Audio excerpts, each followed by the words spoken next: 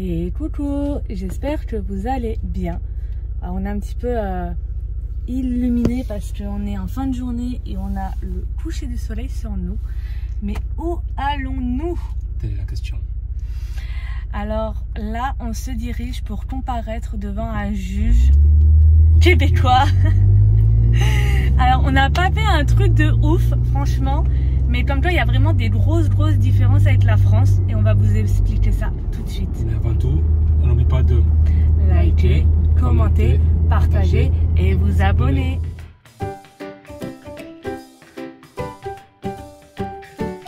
Bienvenue sur la chaîne Tulaya et Maman. Suivez nos aventures. C'est parti. Donc il faut savoir qu'à notre arrivée, on avait acheté notre premier véhicule qui est une BMW 328i xDrive. Elle est précise. Je suis très précise. Sachant que ce véhicule, on l'a acheté dans un garage à crédit. Donc qui dit garage dit un véhicule qui est avec aucun aspect illégaux, qui est autorisé à rouler sur la voie publique. Soit. Il faut savoir que cette BMW a eu le silencieux de modifier. Mais ceci a été stipulé dans le rapport d'inspection au moment de la vente et ceci ne posait aucun problème pour que la voiture nous soit vendue et pour que l'on puisse rouler avec sur la voie publique, l'utiliser quotidiennement. Il s'avère que ça va faire maintenant 1 an. Je suis donc tombée sur un gentil policier qui pensait être un cow-boy du Texas et qui m'a mis un ticket. Donc ici un ticket, c'est une amende pour le silencieux de notre voiture, car apparemment notre voiture dégage un son qui est au-dessus des décibels autorisés. Sachant que le Ford fait 3 fois plus de bruit. Sachant que le ticket est quand même de 395 $. Je vous le mets en euros. Alors, soit vous allez me dire, c'est quoi le rapport entre ok, tu as eu une amende et le fait de passer devant le tribunal? Parce qu'en soi, il n'y a rien de chaud, j'ai pas écrasé quelqu'un. Et bien, il s'avère qu'en France, on peut contester une amende et quand on conteste, en fait, on envoie nos pièces, ça passe entre guillemets dans une commission et puis on reçoit ensuite par courrier si oui ou non la contestation est acceptée ou pas. Mais ça en reste là. Il faut savoir qu'au Québec, après je sais pas si c'est dans tout le Canada, mais en tout cas au Québec, quand on conteste une décision de force de l'ordre, on passe à la cour municipale, donc en soi on passe devant un juge. Sachant que du coup, si on perd, on a 120 ou 130 $ de frais en plus à payer du coup, vu qu'on est passé à la cour. Voilà. Donc, n'étant pas sûr à plus de 200% en tort, ayant fait une plaidoirie du feu de Dieu, elle est pas belle ma plaidoirie quand même? Elle est pas agressive, mais ça. Après, je suis un peu agressive parce qu'en soi, je remets quand même en question le policier qui dit que j'ai dépassé les normes décibels de la voie publique, étant donné que c'était juste à son oreille, il n'avait même pas de sonomètre. Donc, on passe, là, on va en direction pour passer devant cette cour municipale. Première fois que l'on va passer devant un juge québécois. Et apparemment, c'est des cow-boys aussi, donc voilà, on a regardé les avis, on a demandé à des personnes, apparemment elles ne sentent pas les couilles de tout en fait. Je mettrai un bip.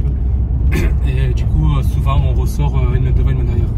Voilà, et sachant que moi j'ai eu un retour de Québécois qui m'ont dit, tu sais, même si tu as fait une défense de malade, même si tu arrives à leur prouver par A plus B que tu as raison et que le policier a eu tort, ils donneront quand même raison au policier. On va tenter notre chance. Après, on se dit, on part déjà un petit peu défaitiste. On est français. Mais bon, qui ne tente rien n'a rien. Donc, c'est parti pour cette aventure avec nous. Je pense pas qu'on va pouvoir filmer dans la cour. Je n'ai pas envie de me prendre un ticket en plus pour le fait d'avoir filmé. Mais voilà, on va vous faire à la suite un retour. Déjà, vous avez un petit bain de pourquoi on y va.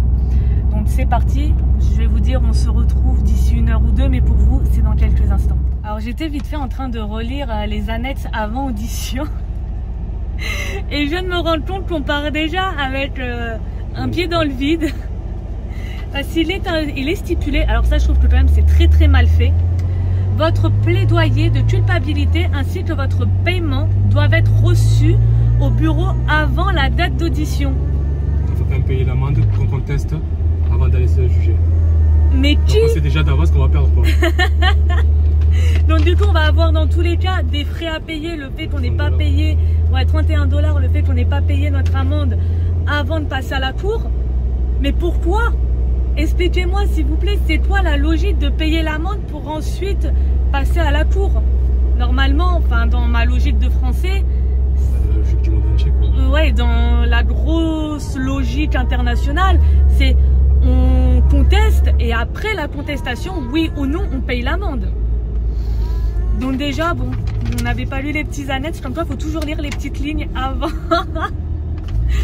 Mais bon. Allez, c'est parti, on y va. Je vous laisse, on se retrouve tout à l'heure. Bon, là, Mehdi, il est à la cour, on ne pouvait pas rentrer tous les deux étant donné qu'on a les enfants. Donc moi je suis dehors, j'attends avec les babies. Quand ça va être à lui, en fait, vu que le dossier est à son nom, c'est à lui de comparaître en premier. Après moi je vais être appelée comme témoin, le fait que c'était moi qui conduisais à ce moment-là.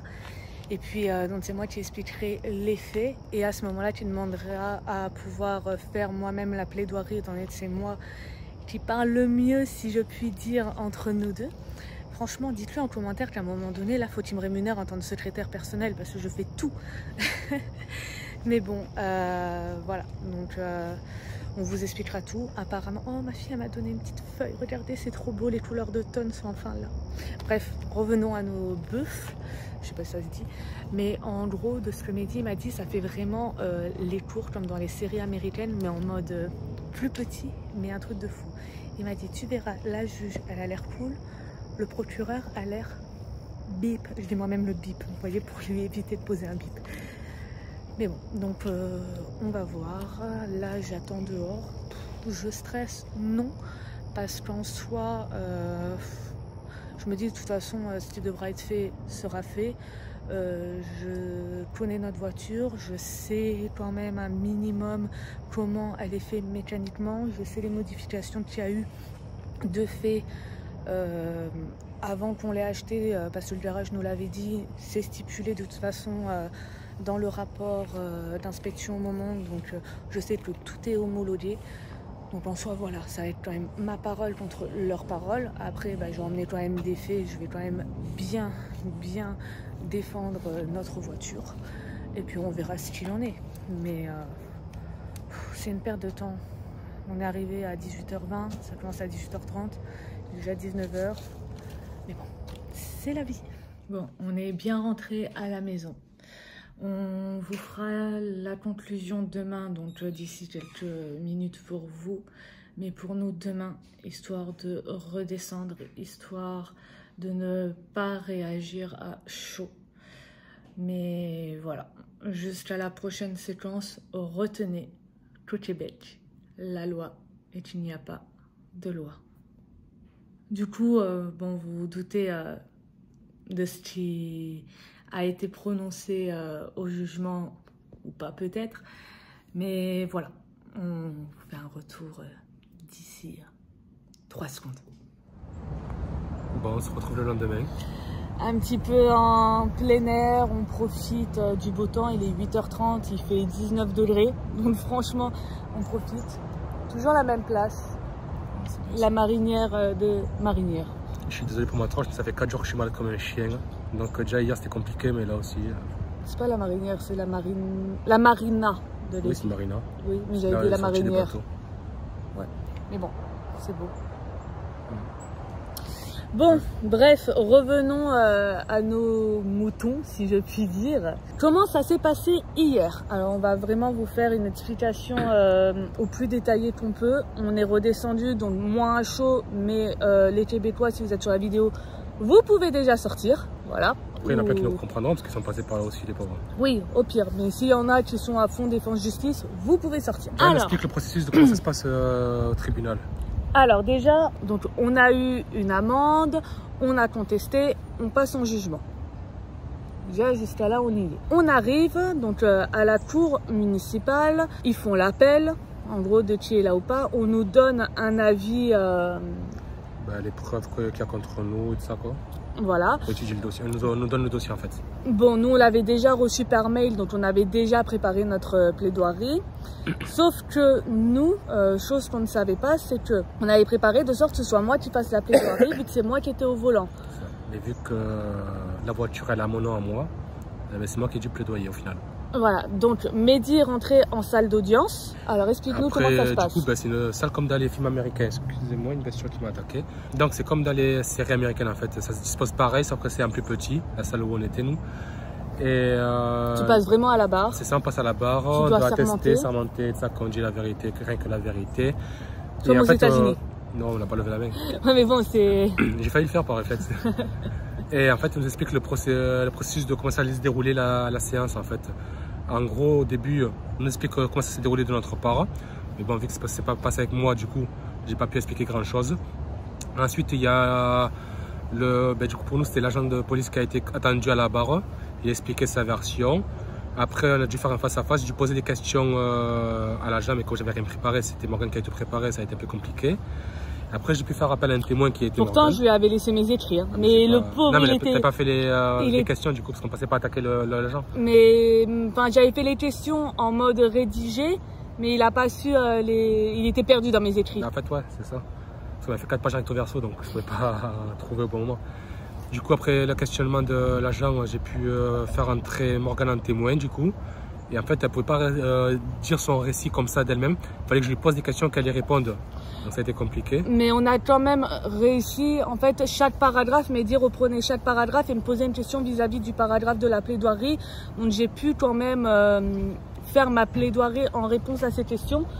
Par contre, une chose qui est très très déstabilisante, moi je sais que quand je suis déjà passée en jugement en France, les 2 fois où je suis passée en jugement, je suis tombée sur des juges qui étaient quand même neutres. Enfin, quand on parlait, ils essayaient d'être le plus neutre possible, en fait, c'était normal. Sauf que là, réellement, quand je parlais, selon ce que je disais, la juge, elle était là. J'étais là, mais vraiment trop déstabilisant. J'étais là en mode, mais en fait, elle est en train de se foutre de ma gueule. Je suis en train de faire une plaidoirie de fou malade, que j'ai bossé avec des articles de loi fédérale et tout ça. Très clairement, elle se foutait de ma gueule. Réellement. Donc, mais du coup, après ça, une fois que tu es passé, c'est le procureur qui a parlé. Et après, le procureur m'a demandé à moi si je voulais répondre au procureur. Donc, j'ai répondu 2-3 trucs en plus. Mais les trucs qui m'énervaient, c'est que le pauvre, il y avait toutes les réponses dans la plaidoirie. Mais c'est vrai, je le voyais, il était là, il cherchait dans les papiers. Et que moi, je savais. Et moi, je pouvais plus passer à la barre, mais j'étais là en mode, putain, je sais toi lui répondre, reproche. Mais bref. Et du coup, pour finir, la juge elle a fait un récap de toute la séance et elle a donné sa sentence, son verdict. Donc, avant de vous donner le verdict, on va vous dire maintenant en détail ce qui s'est dit. Alors là, restez bien assis et écoutez. C'est pas une blague. C'est pas une blague, réellement. Alors, du coup, on a été attendu pour un défaut de bruit trop fort sur la BMW suite à une modification de ligne d'échappement. Voilà. Sauf qu'à la base, nous on a acheté notre véhicule dans une concession agréée, connue dans le coin et tout. C'était stipulé que la ligne a été modifiée, mais ça a été modifié, c'est une sortie d'échappement qui a été modifiée par une marque qui est homologuée aux États-Unis et au Canada. Et dans d'autres pays, mais j'ai vu que... dans le plus gros, États-Unis et Canada. Cette marque, elle est reconnue pour faire une modification de bruit moteur, enfin un bruit à la sortie d'échappement qui est plus rock, plus un ton différent, mais pas forcément plus forte en décibels que la ligne d'origine. Après, cette marque, il faut savoir qu'elle est quand même commercialisée dans un grand nombre de magasins, chose que j'ai pu citer lors de la plaidoirie. Et sachant que si donc elle est vendue en grand nombre dans des magasins, c'est commerce dans les québécois et ça. Donc ça veut quand même dire que elle est légalement reconnue pour être utilisée sur le chemin public. On nous a quand même dit que effectivement, donc on m'a tenu rigueur que oui, la ligne était sûrement homologuée au Canada. Bon, moi, j'ai pu prouver, comme c'était écrit sur le site, que oui, c'était homologué au Canada. Mais la juge m'a quand même dit, ici, nous ne sommes pas au Canada, nous sommes au Québec. Ça vous annonce un petit peu la couleur. Ouais. À la suite de ça, moi, comme j'ai pu dire au moment des faits, c'est qu'effectivement, donc je me suis pris une verbalisation pour un bruit trop élevé, que le bruit est effectivement modifié, donc différent du bruit d'origine, mais il n'est pas supérieur au bruit d'origine au niveau des décibels. Il est plus rock à l'oreille, mais au niveau des décibels, cette marque est connue pour respecter les normes. Donc je me suis défendue sur le fait que le policier n'a pas utilisé de sonomètre. Alors figurez-vous qu'apparemment, alors oui, au Canada, il y a des normes décibels à ne pas dépasser, mais ce n'est pas tenu en compte au Québec. Il n'y a pas de loi qui stipule qu'il y a une limite de décibels à respecter. Donc déjà, on est arrêté pour un défaut de bruit, qu'on fait trop de bruit, mais il n'y a pas de norme pour les décibels. Donc déjà, c'est incohérent. Et donc, le policier n'est pas obligé ici d'utiliser un sonomètre pour dire que notre voiture fait trop de bruit. Si lui, à l'oreille, il dit que notre voiture fait plus de bruit que le bruit d'origine, c'est foutu. C'est lui qui a raison. Ouais. Et pour se défendre... Il a dit qu'il a pu comparer le bruit des véhicules car un ami à lui, il avait le même véhicule à l'époque. En 2014. Ouais, entre 2014 et 2017, il a dit. Donc du coup, il se souvient du bruit de la voiture, donc il se dit que la nôtre avait fait plus de bruit. Voilà. Et ça malheureusement, ça tient la route face à un juge. Voilà. Mais après, pour dire le truc, s'il y a des Québécois qui sont de Lévis, qui regardent cette vidéo, vous devez savoir qui est le flic parce qu'apparemment il est très connu pour être un gros connard en fait. Donc si vous savez qui c'est, marquez-le en commentaire. Pour se défendre, au niveau du bruit, on a quand même dit que, donc on se répète, oui, notre BMW fait un bruit différent qu'un bruit d'origine, mais elle est quand même à un bruit plus bas que, par exemple... Bah ouais, par exemple, je dis, mais c'est bizarre, excusez-moi de vous interrompre, mais par exemple, vous insinuez que mon BMW fait énormément de bruit. Il m'a dit oui. Mais par exemple, il fait beaucoup moins de bruit, il fait 2 ou 3 fois moins de bruit qu'un Ford F-150 qui a un moteur V8, par exemple. Il fait oui, mais on ne mélange pas les pommes et les oranges. En gros, notre BM qui fait plus de bruit d'origine, qui fait moins de bruit qu'un Ford. Mais c'est quand même... nuit quand même, voilà. Au voisinage et tout ça. Donc c'est complètement contradictoire. Cherchez l'erreur. Enfin, s'il vous plaît, expliquez-moi. En fait, il se réfère par rapport aux autres véhicules, il se réfère par rapport au modèle même, en fait. Donc s'il fait plus de bruit que le modèle d'origine, eh ben, c'est un délit, tandis qu'il fait moins de bruit qu'un V8 ou quoi, ben, c'est normal, en fait, il n'y a pas de souci. Donc c'est comme parce que c'est censé nous arrêter parce qu'elle fait plus de bruit, que ça gêne l'entourage. Mais en tout cas, elle fait toujours moins de bruit qu'un gros moteur, quoi. Enfin, peut-être que des gens vont idiot, leur quoi. Donner raison, mais nous, avec notre cerveau de français, c'est incohérent. Ouais, c'est comme même pour un cerveau mondial, même c'est qu'au Québec, ils réfléchissent comme ça, malheureusement. Donc voilà ce qu'il en est, sachant que donc on a été déclaré coupable. On va recevoir donc l'amende à payer par courrier avec les frais de jugement, parce que bien évidemment les frais de jugement vont être à notre charge vu qu'on a été déclaré coupable. Mais je crois qu'on aura moins à payer déjà. Mais alors la chose qui est vraiment hyper bizarre, on n'a pas d'obligation de remettre une ligne d'origine. On nous a pas dit de modifier la ligne. What the fuck? C'est juste de payer l'amende, mais au cas où si on se fait recontrôler plus tard, on rechoppe une amende. Non mais c'est aberrant. Donc comme dirait mon bon vieux GMK, c'est aberrant. Donc ouais, j'ai du mal à comprendre un petit peu le fonctionnement. Surtout que, bah voilà, nous, comme on a expliqué, on s'est quand même défendu que la voiture a été achetée en garage, que la voiture fait moins de bruit que certains autres modèles, que effectivement le son est modifié mais ne dépasse pas la norme décibels de cette marque de voiture. Bref, dans tout pareil, donc la voiture qui a été achetée en garage, donc c'est-à-dire achetée en garage, on avait eu quand même un rapport d'inspection du véhicule, que c'était marqué que la sortie de pot était modifiée, mais en gros, on n'avait pas de critères qui étaient dit que c'était illégal ou qu'en gros... on nous a certifié qu'on pouvait circuler sur la voie publique avec... Voilà, en gros, l'aspect de la voiture générale, dont la modification de pot, ne gênait pas pour l'utiliser sur le chemin public. Donc nous, on achète quand même chez un professionnel. On fait confiance à ce professionnel. Et ben, selon la juge, on aurait dû faire une autre expertise à la suite de l'achat du véhicule, qui nous aurait normalement dit que le pot d'échappement, du coup, était interdit au Québec et qu'on aurait dû à ce moment-là faire les modifications. Mais comme j'ai expliqué, on vient d'arriver au Québec, on achète dans un garage, on ne connaît pas les lois, on ne sait pas. Enfin, nous, en plus, on se fie aux lois qu'on voit sur Internet, donc c'est le fédéral qui change. Mais bon, le Québec, ce n'est pas le Canada, c'est le Québec. Donc, c'est un peu comme les Corses en France. Voilà, c'est un peu leur propre loi.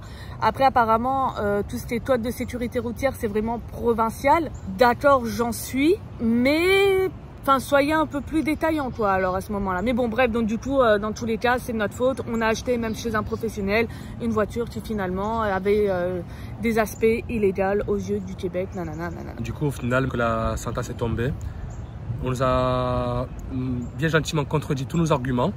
Mais sans nous prouver avec des textes de loi ni rien, en fait. Ils ont dit, ouais, en fait, quand on disait, ouais, vous avez fait ça, mais c'est pas comme ça ici. Ouais, vous dites ça, mais ça se passe pas comme ça ici. Il n'y a pas de référence, en fait. Donc, alors que nous, quand je vous dis que j'ai fait une plaidoirie de malade, j'ai sorti des articles de loi.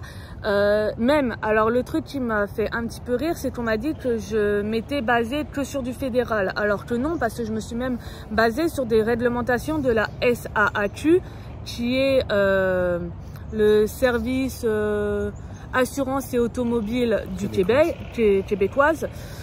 Donc c'est quand même des choses du Québec. Mais bon, on nous a contredit, mais voilà, c'est vrai que nous, on est resté un peu dans le flou en mode il faut un petit peu leur loi, parce que c'est comme ça au Canada, mais ici on est au Québec et ça fonctionne comme ça, comme ça. Nous, on a quand même sorti vachement de trucs avec des articles de loi, des références de réglementation et tout. On nous a pas ressorti. On nous a juste dit qu'en fait, ça se passe pas comme ça ici, en fait. On nous a pas donné d'arguments. Donc voilà. Donc, en fait, je sais pas si après ils ont joué sur le fait qu'on connaisse pas les lois forcément et qu'on soit étranger ou quoi, et du coup ils ont arrangé leur sauce à eux pour que ça passe en soum-soum, comme on dit, ou autre chose. Mais ouais, ça paraît bizarre. Dites-nous si pour vous c'est normal et que nous on se fait des idées pour rien, ou si on délire complètement, voilà. Enfin bon, voilà, donc ils ont voulu... Ah oui, et pour juste finir, ils ont voulu nous immobiliser le véhicule. Ouais, le procureur a dit que c'est une voiture très dangereuse pour la circulation routière. Et qu'il fallait immobiliser le véhicule. Alors, ouais, bon, pour une sortie d'échappement qui est modifiée avec une ligne homologuée. Voilà, excusez-moi, mais est-ce que vous avez vu les voitures qui roulent sur les routes québécoises? Sachant qu'il n'y a pas de contrôle technique au Québec, au Canada ou au Québec, je crois que c'est juste. Du coup, il y a plein de voitures qui sont rouillées, vous voyez des trous comme ça dans les carrosseries. C'est des épaves. On se demande comment les voitures tiennent encore et comment les voitures roulent encore. Enfin, dans n'importe quel pays, ces voitures-là seraient des dangers pour autrui. Nous, notre voiture, elle est nickel. Enfin, franchement, il n'y a jamais eu de voiture aussi... Enfin, il n'y a pas... Enfin, nous, notre voiture, elle est nickel. Voilà, donc elle est propre, il n'y a pas de rouille, elle est vraiment belle. On va pas le petit éclat là. Il y a un petit éclat de peinture au niveau du logo. Qui nous a reculé dessus avec son. Mais à part ça, franchement, notre voiture, il y a tout qui est ok dessus. Et quand on nous dit que c'est un danger juste pour une sortie d'échappement qui est modifiée avec une marque qui est quand même homologuée sur un grand panel de pays internationaux, tout ça. Pas dans la région de Québec. Pas dans la région de Québec, mais je ne vois pas où c'est. C'est pas homologué ici, je dis qu'on n'est pas au Canada, on est au Québec. Ouais. Sachant que le Québec c'est au Canada. Bon. Bref. Voilà, donc notre voiture apparemment est dangereuse par rapport à ça, donc on a réussi quand même à contredire ça parce qu'à un moment donné, je veux bien qu'on soit gentil et qu'on ait l'air un petit peu con comme étant des Français, mais il ne faut pas nous prendre non plus trop pour des cons. Donc au final, voilà, là j'ai une amende à payer sous 30 jours après la réception du courrier. Et une inscription du coup au casier judiciaire. Pénal. Pénal, car il faut savoir que pour la modification du pot d'échappement, qui à la base, on était juste passé pour trop de bruit et finalement on est passé sur une inégalité de modification de pot d'échappement avec une marque apparemment qui n'est pas homologuée, on ne sait pas d'où ça sort. Donc vous voyez du problème de son, on est passé sur un problème finalement d'origine et modification. Enfin déjà la tournure a pris un tout autre sens que de base. Bon. Et donc du coup on passe en cour pénale pour ça. Ouais. Et bon, toujours pas l'obligation de changer de ligne. Donc voilà ce qui était de notre petite expérience. Après, il faut se dire, bah ça nous fait une expérience en plus ici. On sera passé coché dans la case. Voilà, coché sur la case, passé en jugement. Donc, quand vous achetez un véhicule, vérifiez-le bien avant l'achat. Faites une contre-expertise, vous payez 100-200 balles de votre poche pour qu'on vous dise rien de plus. Après, voilà, ça se trouve, moi, comme je me dis, c'est que quand même l'expertise a été faite dans... Donc nous, on l'a acheté dans un garage, mais le garage, lui, c'est juste de vente. Donc ils ont fait dans un autre garage quand même l'expertise qui a marqué que c'était modifié, mais pas illégal. Donc ça se trouve, on l'aurait fait dans un autre garage. Enfin, je sais qu'ils l'ont fait à la SAC, hein, je crois, l'expertise en plus. Enfin bon, bref, dans tous les cas, oui, parce que de toute façon, les expertises comme ça, c'est la SAAQ qui s'en occupe. Mais bon, bref, dans tous les cas, j'ai envie de vous dire, faites attention, parce que... Contrôlez bien, apprenez les lois. Apprenez les lois. Québécoises, pas canadiennes. Voilà. Et malheureusement, même voilà, même si comme nous, vous vous sentez en sécurité, vous vous sentez entre guillemets, pas coupable, non, parce que même encore maintenant on ne se sent pas coupable parce qu'on sait que il n'y a pas de problème, mais vous ferez toujours niquer. Voilà, faut se le dire. Déjà qu'en France, on se dit les flics sont surprotégés, tout ça, on peut quand même... Ouais, c'est pas surprotégé au final. Hein. Ouais, mais on se dit toujours, enfin, je me suis fait aligner, je vais contredire l'amende, mais on part toujours des fétistes et finalement, on arrive à avoir gain de cause. Ici, dites-vous que finalement, ça sert à rien. Parce que, regardez, juste à Louis, il a raison. Bon, sur ce, on vous fait des bisous. Donc bon, comme vous pouvez le constater, hein, il y a un petit ronronnement. Mais excusez-moi, elle fait pas plus de bruit que ça quand même. Hein.